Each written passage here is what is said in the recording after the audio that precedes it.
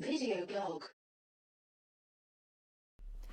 Hey guys, this is Tim from Twice Circled, and welcome to episode 37 of the official Megaquarium video blog. Got something slightly different to show you this week. It is technical-ish, and the reason I'm saying ish is because it actually, the thing I'm going to show you might be of interest to players out there. I'm not just going to be talking about something that is purely development related. So if you normally skip the technical videos, then stick around just for 5 minutes because this might be of interest to you. So the thing I want to show you this week is an editor, an in-game editor that I've been working on to help speed up my development process. So it's basically a way of editing all the JSON files, which is the data format that I use to store all of the data that drives the gameplay. It's an editor that allows me to modify, duplicate, and edit those files hopefully quicker than I would normally do just using a standard text editor.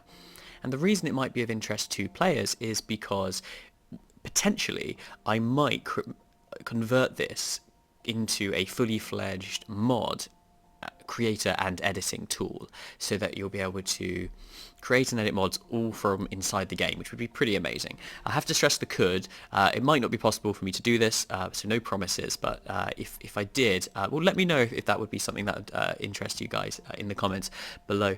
So what I'm going to do is do a little demo of how, if you were a modder, how you might use this tool, or how I might use it to enter some data.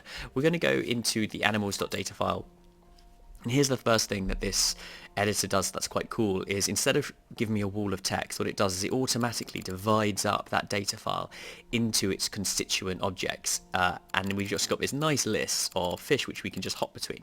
So we can look at this damsel, we can hop between them, and it's all just instant.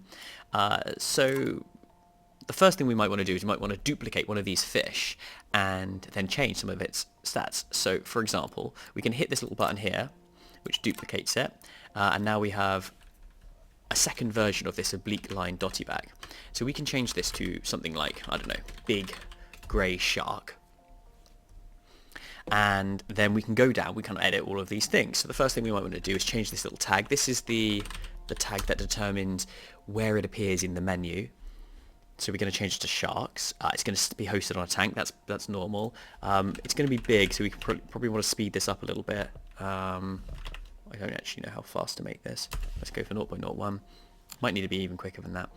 And I'm going to change... Oh, yeah, we probably need to change these a little bit. Sharks swim all the time, so what we want to do is change these so it swims all the time. I think the rest of this can be pretty much the same. Give it a far slower speeding up period.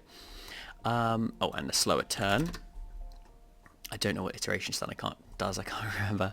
So next we're going to change the Fbx file. So you could, if you're a modder, you could create your own Fbx file, or you could even go in and edit an existing file for the game.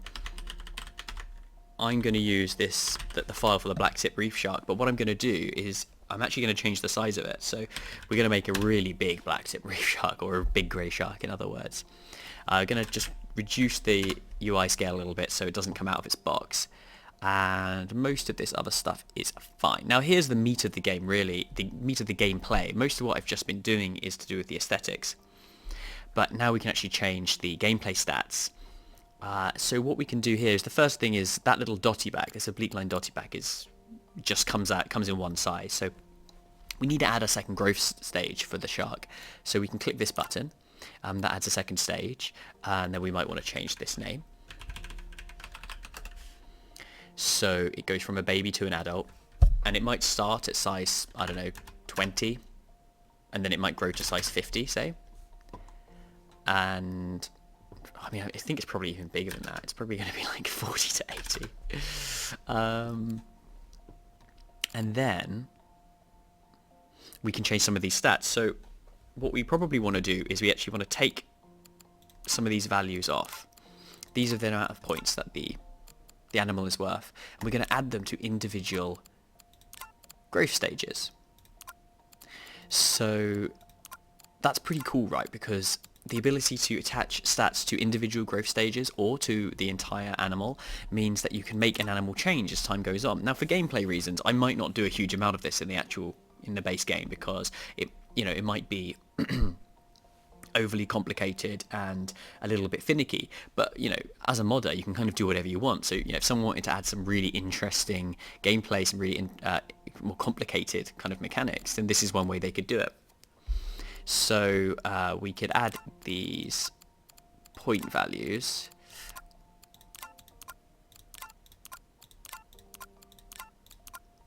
So it might be worth, say, 30 ecology to start with and 20 science, and then when you grow it, it's worth 50 and 30. Now we could add prestige. I will add. You know, what I'm going to do is maybe having a baby shark is not that prestigious, but once you can fully grow it, maybe that's worth like, you know, 15 prestige points, which is quite a lot. And we could also, for example, one of the things, you know, you could change is we could make it so it eats something different when it's a baby and when it's an adult. And I think those sorts of things could be really interesting. You could even make it so it needs a different amount of water quality, depending on whether it's a baby and adult. It could start more fragile, and then when it grows up, maybe it's easier to keep. And I mean, that'd be really interesting. We'll just give it quite a high water quality. And it's got this likes plants thing that we can get rid of. Now, you know, I glossed over something earlier, which is another cool feature of this editor is that when you're adding new fields to an object, the editor will automatically go and look up what fields are missing and which ones are appropriate for that object. Let me explain. So for these stats, if you click on this, it will list out all of the things that are appropriate for this stat object. Now, there's not that many now, but there will be a huge list of these. These are basically all of the care requirements of the animals. So currently we've just got this one really, which is likes plants, and then you've got this one which is plant, which you can add to a plant scenery. But there's going to be loads more. So a shark would have something like it needs rounded edges to the tank, otherwise it gets stuck in a corner and, you know, doesn't like that. Makes it pretty unhappy. So that's where we would add this. Whereas if we're looking at something else, for example,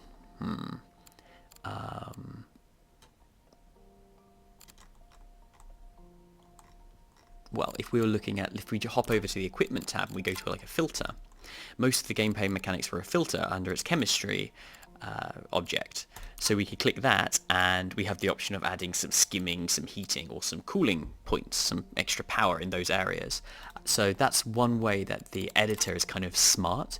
It automatically adjusts based on, you know, what you're working with, which is really nice. So I think, oh yeah, let's do one more thing. Let's just change what it eats. And now I think we're ready to hop into the game and give this a test run. I'll be back in a sec. Okay, so I've hopped into a game, and first thing we're going to want to do is make a really big tank. So we're going to make loads of space. We're going to use this tank. This is quite a cool tank actually, and it has those rounded edges that you're going to need if you're going to be trying to keep sharks. We can drag it out. This is certainly one of the larger tanks I've shown. That's actually a little bug here. It's hiding these tiles. It shouldn't be doing that. That's actually something that should only be doing. These are the Lagoon tanks. This is a tank with a sunken down edge. You see how that actually goes down into the floor, and for some reason that's been attached to this big round one. You shouldn't have, but never mind. Let me show you that thing. So we don't have it yet. We're gonna have to unlock it. Oh, did I change the unlock statistics? I think we did. I think I'm just gonna have to cheat. I'm just basically giving myself points to unlock each of these things, because I think I put it at the back of the list. And there it is, big grey shark. So there's all of the stats that we entered. It's got an 80% water quality requirement. It eats peeler crabs, 30 ecology and 20 science respectively. And now, did we make it? I can't remember how much this thing took to unlock. Oh, it's just 30. Obviously you'd want to edit that value as well, which is the number of points required to unlock it. Doesn't really matter right now because we're just cheating. So now we can add it into the game. Oh wow, that's big. Well, I did say it was a big grey shark. Wow, okay. And that's getting us an awful lot of points. So stuff is just going to be, we're going to be unlocking stuff like nobody's business, which is, let me look at this. This is insane. I've got everything taking hardly any time to unlock just for testing purposes, but all of these values have to go way down. And then this thing is like, you know, it's always poking out the sides. This is the Mega Rock project. This is just a really long project that I put in so that you can just select it, and then basically the game, if you run out of stuff to research, the game kind of freezes because you've got no way of progressing. But look at that bad boy. Oh yeah, look, he's almost swimming like a real shark with his fin just sticking out the water. Just like a real shark, his tail pokes out the edge of the tank sometimes. I'm kidding. Okay, so let's just hop back to the editor so I can finish off. So I'm going to finish by talking about some of the things that I would like to add to the game. Add to the editor. Right now, it's got some uses, but I think it needs even more features to make it a really fast way of adding stuff to the game. So one of the things that I'd like to add is the ability to import things from other objects. So it's cool being able to duplicate an entire object, but sometimes you want more fine-tuned control. So I think what would be cool is, for example, here, this is all the swimming behavior. These are the stats that define how quickly an animal turns, whether it kind of flicks about or whether it does kind of long swims. It'd be nice if I could have a little button here which was import, and then I could select any animal in the game or any object in the game so far, and it would just import that particular set of data. That'd be really useful. The other thing is it'd be great to get previews so that, for example, for the graphical stuff, for things like size and swimming behavior and the scale it appears in the UI and this UI offset, those things often require a lot of tweaking and a lot of reloading of the game to see the effects of my tweaking.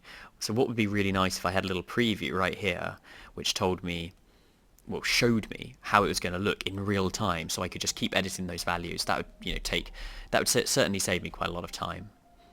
And the final thing has just left my brain. Oh, that's it. The final thing is it'd be great if the changes that I made were submitted into the main data store of the game instantaneously as I made the changes. Currently, you still have to reload the game if you want to see the effect of your changes. So that's why I had to pause the video earlier after making the shark. So in the later version, I would love it if the editor automatically submitted those changes, and then I could just hop into a game and just see them right there. Whether I'd have to restart the level, I'm not sure. It might be a bit dodgy to not at least restart the level. But with those changes, I think this could be a powerful tool for helping speed up my development time. Alright, well, thank you very much for watching, guys. I hope that was interesting, and I hope the modders out there are excited by maybe having the opportunity to use this tool to help them make some cool mods. Alright, thanks for watching, guys. I'll see you next time. Bye-bye.